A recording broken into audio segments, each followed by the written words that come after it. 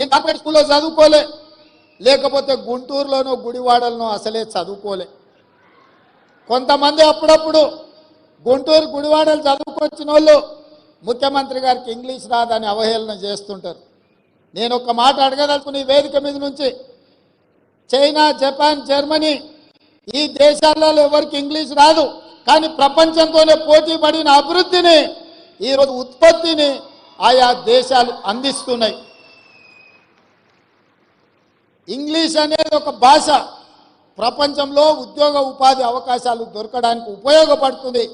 ఆనాడు ఆ రోజు ఆ పాఠశాలలో ఉన్న వసతులను బట్టి మాకు గురువులు నేర్పించిన చదువు మేము నేర్చుకున్నాము.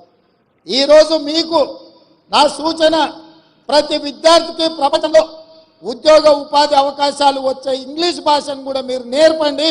ఎవరో రేపు భవిష్యత్తులో ఈ పిల్లలకు, మీ దగ్గర చదువుకున్న పిల్లలకు ఇంగ్లీష్ రాదని అవహేళన చేసే పరిస్థితులు రావద్దు. వాళ్లకు ఖచ్చితంగా మంచి భాషను, మంచి భావాన్ని, దేశభక్తిని పెంపొందించే విధంగా వాళ్ళకి విద్యాబుద్ధులు నేర్పండి. రాష్ట్రం పట్ల, దేశం పట్ల, ఈ సమాజం పట్ల సామాజిక స్పృహ ఉండే విద్యార్థులను తయారు చేయండి.